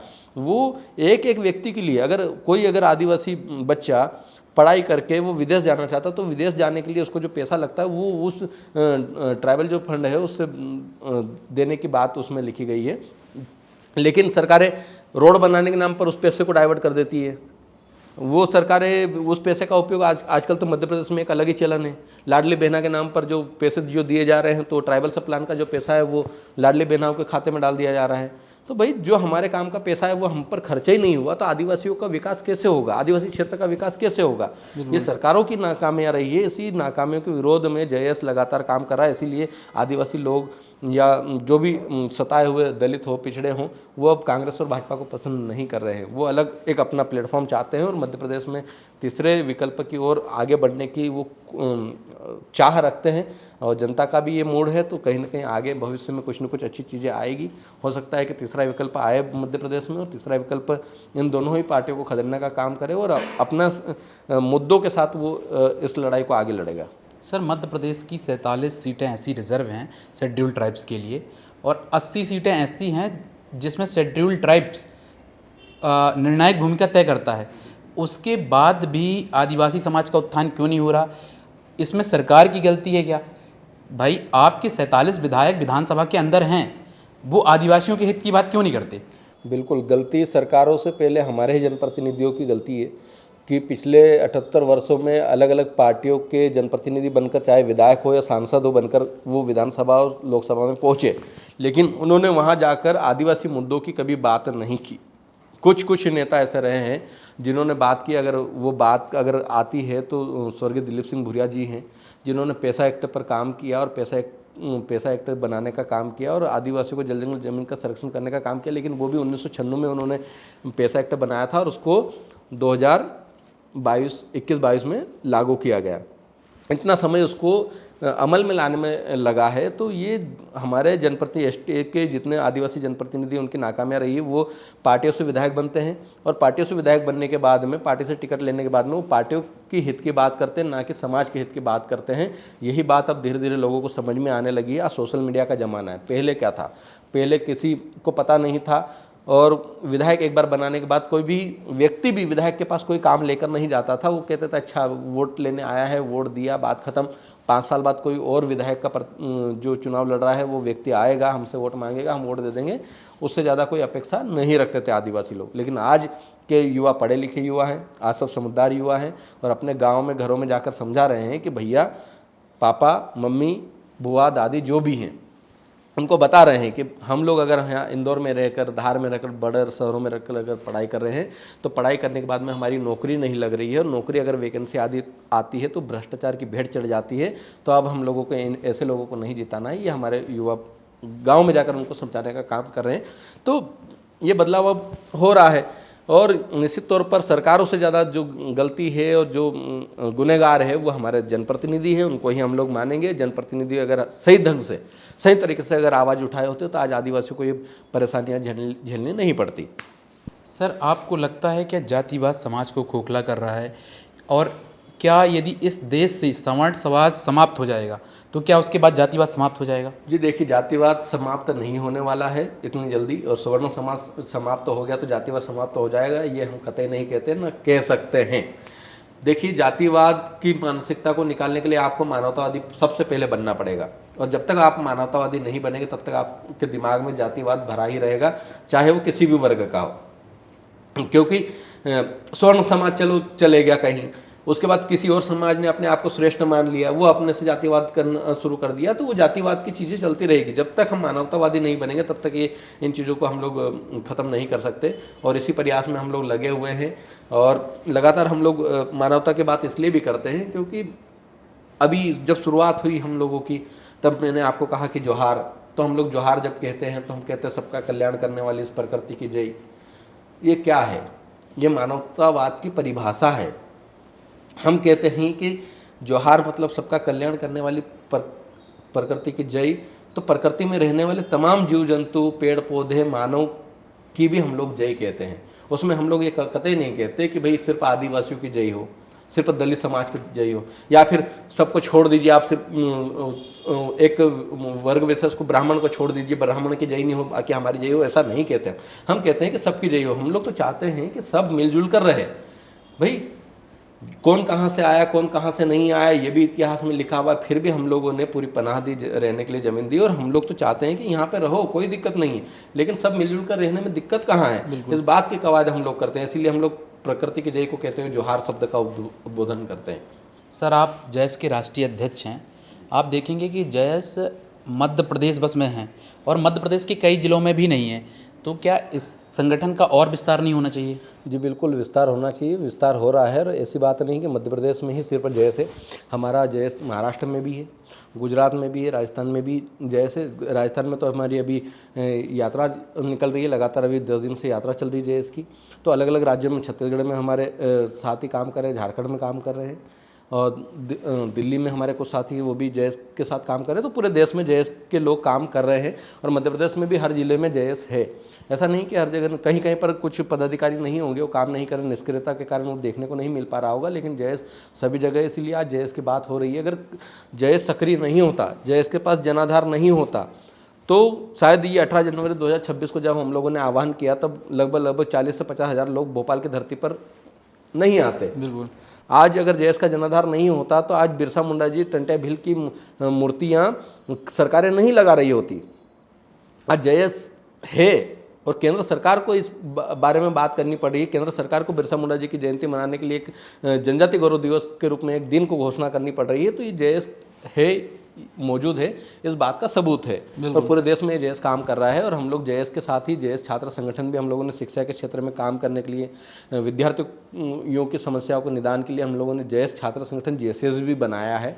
और जेसीएस ने, आपकी जानकारी के लिए बता दूं कि जेसीएस ने भी 2 साल हुए हैं जेसीएस को बनाए हुए हम लोगों को, जो एक जयस की ही एक विंग है। उसने अच्छा आंदोलन किया, और बड़े आंदोलनों में हम लोग कहें तो एक बीएड की एग्ज़ाम में जब डीएवी यूनिवर्सिटी में बच्चों को फेल किया जा रहा था, तो आंदोलन करके वहाँ पर लगभग 750 से अधिक बच्चे, वो रीचेकिंग हुई कॉपियाँ, और उसमें वो पास हुए हैं। और इसके बाद में अभी 11 नवंबर को इंदौर में एक बड़ा आंदोलन किया था, जब एसटी, एससी और ओबीसी के बच्चों की जो स्कॉलरशिप आती है वो 3 साल से आई नहीं थी, रुकी हुई थी। उस स्कॉलरशिप दिलाने का काम किया। हम लोगों ने अल्टीमेटम दिया था उस दिन कि अगर 15 दिवस के भीतर अगर जो एसटी, एससी, ओबीसी के बच्चों हैं, इनकी स्कॉलरशिप नहीं आती है, तो हम भोपाल की ओर पैदल कूच करेंगे। और जयस और जयस छात्र संगठन की ताकत देखिए कि 10 दिन के अंदर लगभग जो 3 साल से स्कॉलरशिप अटकी हुई थी, उस 350 करोड़ रुपए से अधिक मध्य प्रदेश सरकार को सेंक्शन करना पड़ा, और बच्चों के खाते में गई है, ताकि वो अच्छे से पढ़ाई कर पाए। तो हम लोग अलग अलग स्तर पे इन कार्यों के लिए लगे हुए हैं। रामदेव कुकड़िया ने जयस के प्रदेश अध्यक्ष पद से इस्तीफा क्यों दिया? जी देखिए, उनकी कोई निजी मजबूरी रही होगी, उनका कोई निजी काम रहा होगा, या पारिवारिक कारणों के कारण उन्होंने अपना इस्तीफा दिया था। तो संगठन, देखिए संगठन जो होते हैं, संगठन में लोग आते हैं जाते रहते हैं। संगठन के साथ काम करना बड़ी बात है, टिके रहना बड़ी बात है, क्योंकि संगठन में आप काम करते हैं तो अनेक तरह की समस्याओं का सामना आप लोगों को करना पड़ता है। आर्थिक रूप से, सामाजिक रूप से, मानसिक रूप से, तीनों चीज़ें आपको झेलनी होती है। जो झेल पाता है वो निश्चित तौर पर वो उसके साथ कंटिन्यू बने रहकर आगे बढ़ता है, और जो नहीं झेल पाते हैं, जो ज़्यादा स्ट्रेस नहीं झेल पाते, वो संगठन को छोड़कर कहीं और चले जाते हैं। तो ये तो चलता रहता है। आरक्षण के बारे में आप क्या सोचते हैं? क्रीमी लेयर को लेकर आपका क्या ओपिनियन है? जी देखिए, क्रीमी लेयर अभी नहीं होना चाहिए। वो इसलिए नहीं होना चाहिए, आरक्षण क्या है? आरक्षण प्रतिनिधित्व है। आरक्षण इक्वलिटी में लाने का एक जरिया है। और वो इक्वलिटी कहाँ आएगी? वो इक्वलिटी सिर्फ लाने का जरिया कहाँ तक है? सिर्फ अभी पहले ही कहा कि 2% जगहों पर सरकारी संस्थानों में, 98% जो प्राइवेट संस्थानें हैं, जहाँ पर जो फैक्ट्रियाँ हैं, कंपनियाँ हैं, वो तो ना तो आदिवासियों की, ना आदिवासियों के पास है, ना वहाँ पर आरक्षण है। तो वहाँ पर भी जब समानता की बात की जा रही है, तो समानता में अभी तक हमारा समाज अगर नहीं आया है। आप एसटी, एससी के कितने आईएएस, आईपीएस बने हुए हैं, आप देख लीजिए। आज आप देखिए हाईकोर्ट में कितने जजेस जो हैं वो एसटी, एससी के हैं। अभी एक रिपोर्ट आई थी, किसी सांसद ने संसद में पूछा, और रिपोर्ट जब सबमिट हुई तो उनका कहना है कि जो कोर्ट है, कोर्ट में 80% जो है वो सवर्ण क्लास के जो जज हैं, 20% जो लोग हैं वो एसटी, एससी, ओबीसी और माइनॉरिटी से आते हैं, वो लोग जज बन पाए हैं। आज़ादी के इतने सालों बाद भी अगर समानता उस जगह पर नहीं आ पा रही है, आईएएस, आईपीएस बनने पर जब समानता नहीं आ पा रही है, तो उसको अभी उसी स्तर पर जारी रखने की ज़रूरत है। और जारी ही रखने की ज़रूरत नहीं है, उस आरक्षण वाली व्यवस्था को, उस प्रतिनिधित्व वाली व्यवस्था को और मजबूत करने की ज़रूरत है, ताकि ये जल्दी से जल्दी काम हो। और जो ब्राह्मण लोग कहते हैं कि भाई आरक्षण खत्म हो जाना चाहिए, तो वो कब खत्म होगा? जब आप एक लाइन पे सबको ले आएंगे, तो आप जल्दी जल्दी लाने का काम कीजिए। फिर उसके बाद स्वतः वो तो चीज़ें बदलती रहती है, संविधान में भी संशोधन होते हैं, तो ऐसे ही सारी चीज़ों में संशोधन होंगे। लेकिन अभी उसकी वो उस स्तर पे नहीं आया, इसलिए क्रीमी लेयर अभी नहीं हो सकता। आर्थिक आरक्षण, क्रीमी लेयर क्या है? आर्थिक आधार पर आरक्षण की बात है। आज आर्थिक तौर पर कितने लोग सक्षम हो पाए? जो लोग सक्षम हो गए हैं, क्या उन लोगों को वो समानता वो भेदभाव नहीं झेलना पड़ रहा है? क्या उनके बच्चे को उनको लाभ नहीं मिलना चाहिए? क्योंकि वो तो प्रतिनिधित्व मिला है आपको आर्थिक आधार पर बिल्कुल नहीं मिला है, ये आपको जाति के आधार पर प्रतिनिधित्व मिला हुआ है कि जाति के आधार पर जब तक हम लोग डिस्क्रिमिनेशन करते रहेंगे उसको ख़त्म नहीं करेंगे। उसको ख़त्म करने की कवायद का नाम है आरक्षण, और उसको जारी उसी व्यवस्था में होना बहुत ज़रूरी है और उसको मजबूत करने की ज़रूरत है। सर, यदि शिवम पांडे और लोकेश मुजालदा जी यदि संपन्न हो गए तो उनको क्या आरक्षण का लाभ लेना चाहिए? बिल्कुल नहीं लेना चाहिए। यदि हम आरक्षण का लाभ लेते रहेंगे तो हमारे छोटे भाइयों को हम वो लाभ नहीं पहुंचेगा, वो गरीब तो हमेशा गरीब रहेगा। देखिए, आरक्षण का लाभ, अभी हम लोग कुछ देर पहले यही बात कर रहे थे कि गरीब गरीब नहीं रहेगा जब गरीबों को आप आरक्षण सरकारी संस्थानों में है। जब गरीब वर्ग का व्यक्ति बिना पढ़े 8वीं पास हो रहा है, वो किसी 10वीं की एग्ज़ाम को क्वालिफाई नहीं कर पाएगा, 12वीं की एग्ज़ाम को क्वालिफाई नहीं कर पाएगा, कॉम्पिटिटिव एग्ज़ाम को क्वालिफाई नहीं कर पाएगा, तो आरक्षण मिलेगा कहाँ, किसको मिलेगा? कुछ जो पढ़ लिख कर जो नौकरी पेशा में लग गए, उनके अगर बच्चे पढ़ लिख कर आज आरक्षण का लाभ लेकर वो बन पा रहे हैं। पिछले जो तबके के लोग हैं वो तो पढ़ ही नहीं पा रहे हैं, अभी तो बिल्कुल भी नहीं पढ़ पा रहे हैं। तो कॉम्पिटिटिव एग्जाम जब क्वालिफाई नहीं कर पाएंगे तो आरक्षण किसको देंगे आप? वो आरक्षण कहाँ देंगे? वो सीटें तो खाली हो जाएगी, वो बेकलाक पदों में चले जाएगी। आज 2003 से लेकर आज दिनांक तक लगभग ST SC की 3,50,000 से ज़्यादा बेकलाक पद रिक्त हैं, आज तक क्यों नहीं भरे गए? वो तो ST SC के लिए स्पेशल खाली पद है, क्यों नहीं भरे जाते? तो वो उसको भरे नहीं जा रहे हैं। आप कह रहे हैं कि आर्थिक आधार पर आरक्षण हो, तो आर्थिक आधार पर आरक्षण जब बच्चा पहुंच ही नहीं पाएगा, तो आप शिवम पांडे जी हैं या मैं लोकेश मुजालदा हूं, जब मैं एग्जाम क्वालिफाई करने के काबिल, वहाँ मेरी जो मानसिकता है, मेरी जो बुद्धि है 8वीं तक बिना पढ़े पास होने की है, 10वीं में जैसे तैसे करके पास हुआ हूँ, तो नहीं कर पाएंगे। उसको उस लेवल की पढ़ाई नहीं मिली है, इसलिए अभी हम लोग इस बारे में भी चर्चा नहीं कर सकते और साथ ही साथ इसको अभी लागू नहीं कर सकते। सर, आपने लाइव आकर कहा कि मैं चाहता तो मनावर में भाई को हरा देता, भाई 700 वोटों से ही जीता। क्या वो जो भाई थे वो हीरा लाल अलावा की बात चल रही थी? देखिए, जो भी विधायक है उन्हीं की बात चल रही थी, स्वाभाविक सी बात है, उसमें कोई दोमत वाली बात नहीं है। और निश्चित तौर पर जिन लोगों ने JS की विचारधारा को खत्म करने के लिए कांग्रेस और भाजपा के साथ मिलकर एक षड्यंत्र रचा, और एक बड़ी विचारधारा जब बनती है, ये इतिहास रहा है, चाहे वो कांग्रेस पार्टी हो या चाहे भाजपा हो, जब भी किसी भी समुदाय के अच्छे बड़े संगठन बनते हैं, उनमें ताकत बनती है, तो उनको तोड़ने का षड्यंत्र रचा जाता है। कोई अपनी पार्टी में लेकर उसको तोड़ने की कोशिश करता है, कोई अपने साथ मिलाकर उनको तोड़ने की कोशिश करता है, और ये हुआ है आदिवासियों में भी। ऐसा नहीं कि JS पहला संगठन है, JS से पहले भी कई संगठन आए हैं, उन्होंने भी काम किए, लेकिन उनको तोड़ने का काम इन्हीं राजनीतिक दलों ने किया और आखिर में किया था। तो हम लोगों ने इसीलिए कहा कि भाई, अलावा जी दूसरे टर्म के विधायक हैं, बिल्कुल, जिन मुद्दों के लिए हम लोगों ने उनको पहली बार जिताकर विधानसभा में पहुंचाया था, उन मुद्दों पर वो खरे नहीं उतर पाए। उन मुद्दों पर वो बेबाकी से, जिस दमदारी से बात करना थी, वो वहां जाकर नहीं कर पाए। हमारा फर्ज बनता है कि हम उनसे कहें कि भाई, जब आप लोगों को हम लोगों ने चुना, आप लोगों को चुनकर अगर हमने विधानसभा में भेजा है, आप उसकी बात नहीं कर पा रहे, तो हम आपको अगली बार हम लोग उस कुर्सी से उतारने का काम भी करेंगे। सिर्फ हीरा लावा जी की बात नहीं है, और भी जो कांग्रेस के या भाजपा के नेता हैं उनको भी हम लोग कहते हैं, उनको भी कहते हैं कि आप हमारे मुद्दों के बाद सदनों में जाकर नहीं उठा रहे हैं, आप सिर्फ टेबल ठोकने का काम करते हैं, इसके अलावा कुछ नहीं कर रहे हैं। आप उस कुर्सी का लाभ ले रहे हैं, उससे ज़्यादा कुछ भी नहीं कर पा रहे हैं।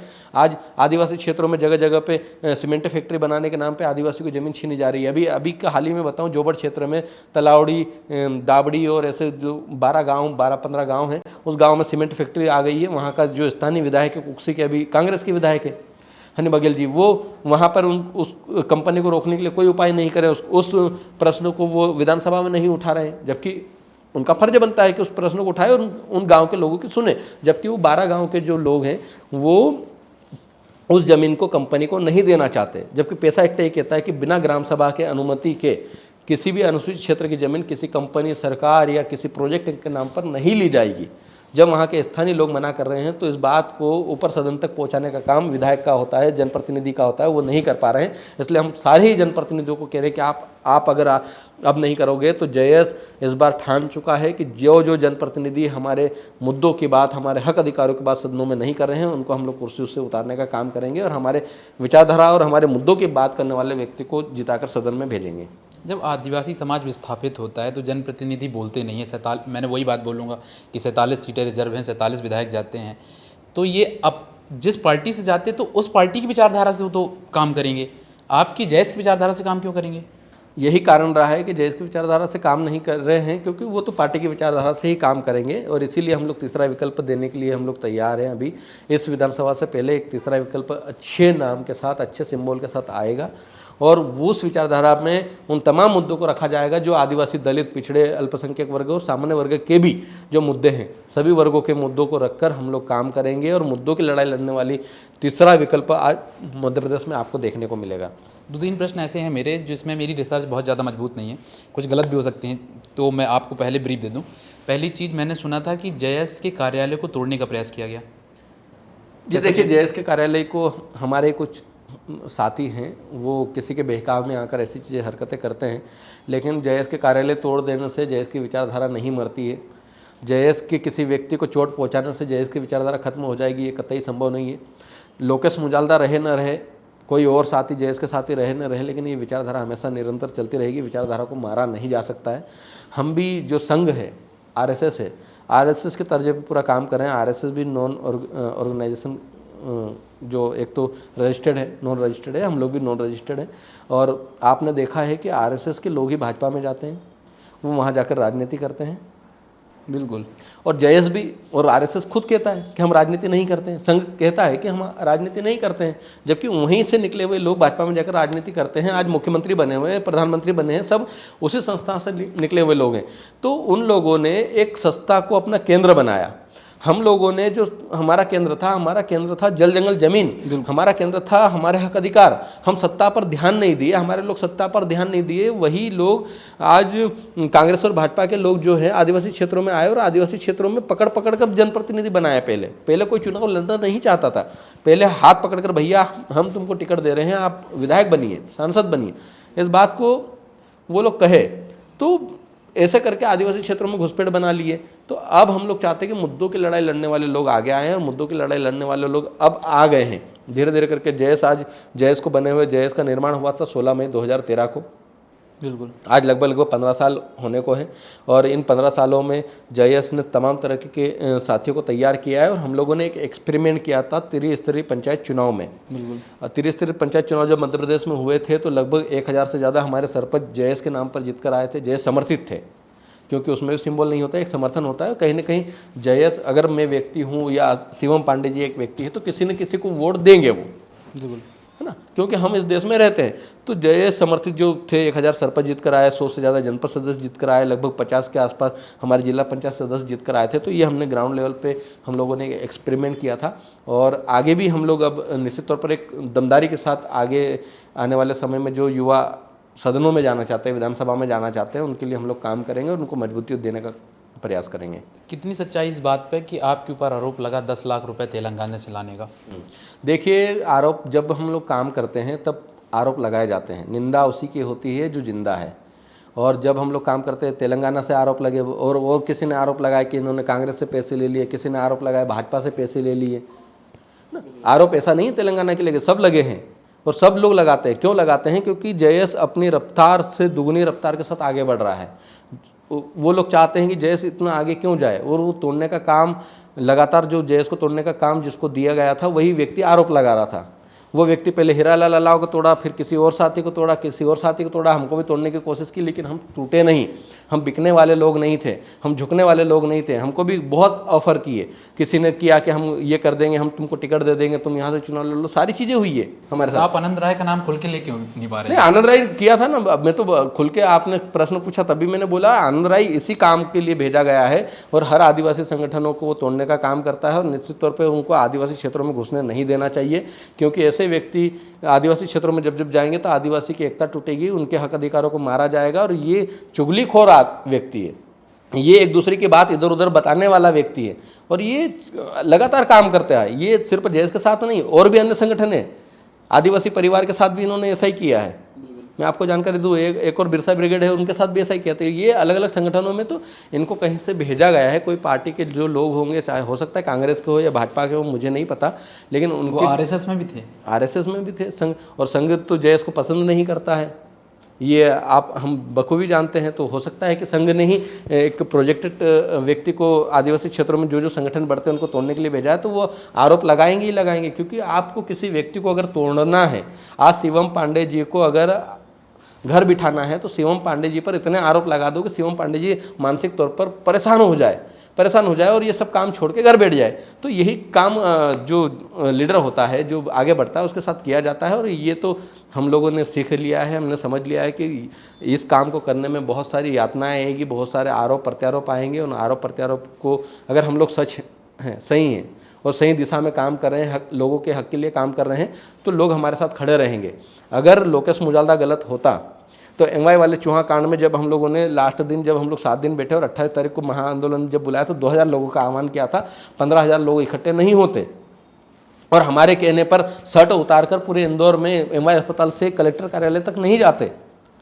भाई ये तो हमने किया। अभी हमने 18 जनवरी को जब भोपाल में आंदोलन के लिए आह्वान किया तो भोपाल आंदोलन में लगभग 40,000 जो लोग आए थे वो हमारे आह्वान पे आए थे। अगर हम गलत होते तो क्यों आते?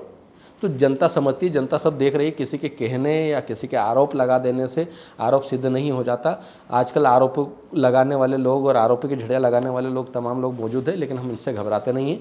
हम हमारे संवैधानिक रूप से हमारे उद्देश्य के साथ हम लोग आगे काम कर रहे हैं और आगे बढ़ रहे हैं। मुसलमानों को लेकर 2 धारणा है इस देश में, 2 विचारधाराएँ हैं।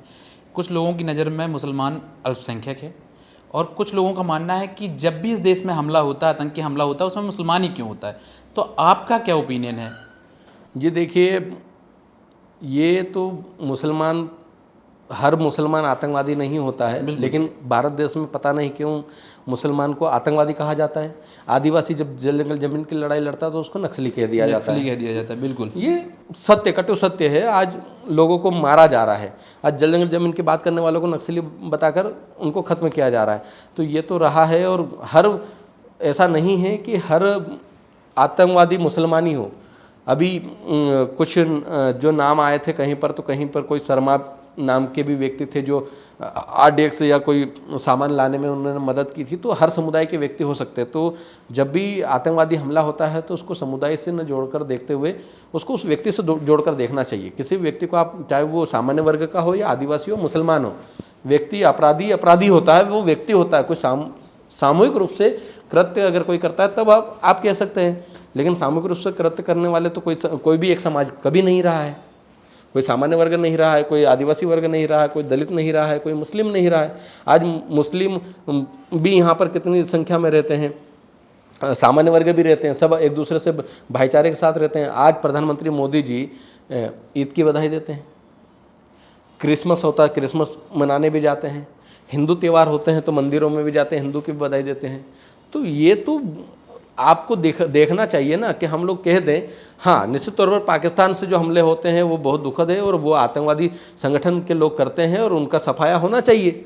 लेकिन आप किसी वर्ग को भारत में तो टारगेट नहीं करना चाहिए, कम से कम, ऐसा हमारा मानना है। इस समय तो मोदी जी देश की जनता को खुश करने के अलावा विदेशी जनता को भी एंटरटेन कर रहे हैं इस समय। हाँ देखिए, अभी एपिस्टिन की फाइल आई है, अभी तो सिर्फ नाचने का पता चला है, उससे ज़्यादा भी अगर कुछ निकले तो ये बहुत दुख की बात है कि भारत देश के प्रधानमंत्री का नाम एपिस्टिन फाइल में आया। क्योंकि हम आप सब ने वहाँ के वीडियो देखे और पता लगा कि छोटी छोटी बच्चियों को रोंदा गया, वहाँ पर उनके साथ गलत व्यवहार किया गया, रेप किए गए और मार के भी खाया गया, ये तक बताया गया है। कितनी सच्चाई है ये तो नहीं पता, लेकिन उस फाइल में हमारे देश के प्रधानमंत्री जी का नाम आना, ये हम सब के लिए शर्म की बात है, बहुत दुखद। ऐसा नहीं होना चाहिए था। और भी कोई एक मंत्री हरदीप पुरी जी, उनका भी नाम आया है। अनिल अंबानी का नाम बार बार मेंशन है, उद्योगपति का नाम मेंशन है, जो देश को खोखला कर रहे हैं, कर्जदार है इस देश के, लेकिन फिर भी उनका नाम है। ऐसे लोग, अगर ऐसा नाम आ रहा है तो प्रधानमंत्री जी की ये बनता है कि वो अगर ऐसी फाइलों में नाम आया तो तुरंत इस्तीफा दे देना चाहिए। क्योंकि अनेकों देशों में अभी हम लोगों ने मीडिया के माध्यम से सुना है कि लगभग 110 जो थे राजनीतिक व्यक्ति जिनका नाम इस एपिस्टिन फाइल में आया, उन्होंने अपने पद से इस्तीफा दे दिया है। बिल्कुल। तो एंटरटेनमेंट वहाँ तक कर रहे हैं और ऐसी हरकतें, और आज तक ये पता नहीं चल पाया कि भारत देश में इतना बम गोला बारूद आता कहाँ से है। ये सरकार की एजेंसियाँ क्यों इतनी फेल हो रही है, क्यों हमारे देश पर लगातार हमले होते रहे। अभी पिछले ही साल दिल्ली में एक हमला हुआ, एक कार में बम ब्लास्ट हुआ, तो कैसे हो गया। हमारे देश के प्रधानमंत्री क्या कर रहे हैं, रक्षा मंत्री क्या कर रहे हैं। हमारे देश की सेना जब बॉर्डरों पर लड़ती है, पूरे तन मन के साथ लड़ती है, वहाँ पर अपनी जान को न्यौछावर करती है। और आप देखिए कि अब तो अग्निवीर जैसी योजना चला दी। 4 साल में उनके परिवार को कौन संभालेगा, उनके परिवार की कौन सुरक्षा करेगा। वो अगर 4 साल में उस बॉर्डर पर शहीद हो गए तो उनकी देखरेख, उनकी जिम्मेदारी कौन रखेगा, इसकी कोई बात नहीं की जा रही है। सारे देश को खोखला किया जा रहा है। और लगातार जो एक विशेष 2-3 उद्योगपति है जो गुजराती हैं, और गुजराती ही लोग पूरे देश को चला रहे हैं। 2 लोग देश को बेच रहे हैं और 2 लोग खरीद रहे हैं। बस यही पूरे देश में चल रहा है। ये सिस्टम बंद होना चाहिए, सामूहिकता पर बात होनी चाहिए। और विपक्ष भी इसमें पूरा जिम्मेदार है, क्योंकि विपक्ष भी अपनी बात को वहाँ रखता नहीं है सदन में, और वो वॉकआउट करके बाहर आ जाता है। आपको सदन में इसलिए भेजा कि आप उस बात पर बात करें, उस बिल पर बात करें, जो बिल अगर जनता की हित में नहीं है, जनता के विरोध में अगर बन रहा है, तो उस पर आपको बात करनी चाहिए। लेकिन वो भी अपना पल्ला झाड़ कर वो नाराबाजी करते हुए बाहर आ जाते हैं। संसद को चलना चलेगी, जितने दिन चलना चलेगी, वो अपना काम करके निकल जाते हैं। और हमारे देश के पक्ष विपक्ष दोनों ही जनता को मूर्ख बनाने का काम कर रहे हैं। बहुत दुखद है कि हमारे देश का प्रधानमंत्री यदि किसी चीज़ को लीड कर रहा है, कोई पूरे देश को आप लीड कर रहे हैं, उसके बाद आपको विदेश में किसी विशेष व्यक्ति से पूछना पड़ रहा है कि किसी एक व्यक्ति को खुश करने के लिए मुझे क्या करना चाहिए। यदि आपकी ऐसी विचारधारा है तो आपको निश्चित रूप से इस्तीफ़ा देना चाहिए और आपकी पूरी पार्टी को इस्तीफ़ा देना चाहिए। मैं लोकेश जी आपसे चाहूँगा कि आप अपने ऑडियंस को कोई मैसेज देना चाहें। जी देखिए, मेरा आपके चैनल के माध्यम से शिवम जी यही जनता को निर्देश है कि सबसे पहले तो आप नशे से दूर रहें।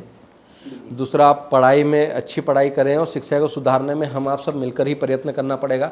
कोई जयस या कोई एक संगठन नहीं कर सकता है। हम सबकी सामूहिक जिम्मेदारी है कि हम लोगों को शिक्षित करें, समझाएं, और जातिगत भेदभाव को खत्म करने के लिए हम लोग एक सामूहिक मुहिम चलाएं। और इस मुहिम में सभी वर्गों को साथ आना चाहिए। कोई वर्ग जो विरोध कर रहा है, उन वर्गों से मेरा विशेष अनुरोध है, आप इतिहास को समझिए, जानिए। इतिहास के बाद आज वर्तमान को भी समझिए, जानिए कि वास्तव में शोषित पीड़ित जो आदिवासी है, दलित है, पिछड़ा वर्ग, अल्पसंख्यक वर्ग है, वो हो रहा है। उस पर अत्याचार अगर बंद हो जाएंगे, उस पर एट्रोसिटियाँ बंद हो जाएगी, तो निश्चित तौर पर आपको ये आंदोलन करने की ज़रूरत नहीं पड़ेगी।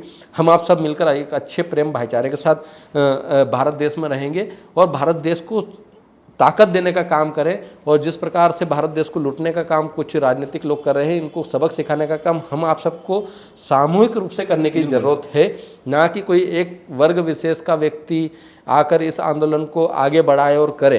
तो जयस एक माध्यम हो सकता है, कोई और संगठन उसका माध्यम हो सकता है, कोई और वर्ग उसका माध्यम हो सकता है, लेकिन हम सब की जिम्मेदारी है कि भारत देश को बचाया जाए, भारत देश को धर्मनिरपेक्ष बनाया जाए।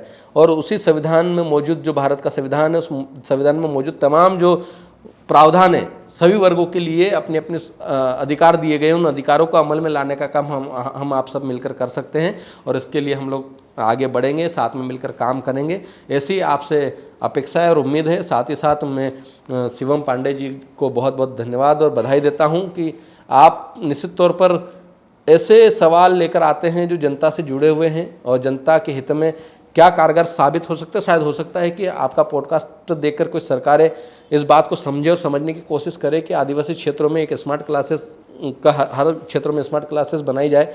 तो हो सकता है ये भी एक परिणाम के तौर पर, रिजल्ट के तौर पर देखने को मिल सकता है। तो आप आगे बढ़े, हम आपके साथ हैं, हम सभी लोगों के साथ हैं, क्योंकि जो मुद्दों की बात करता है हम उनके साथ खड़े रहते हैं, उनके साथ लगे हुए हैं। चाहे शिक्षा की बात हो, स्वास्थ्य की बात हो, रोजगार की बात हो, आपके हक अधिकारों की बात हो, हम लड़ने के लिए तैयार हैं, हम बात करने के लिए तैयार हैं। और इस देश और प्रदेश को हम लोग आगे बढ़ाएं और इस भारत देश का नाम रोशन करें। बहुत बहुत धन्यवाद। जोहार, जय भीम, जय संविधान।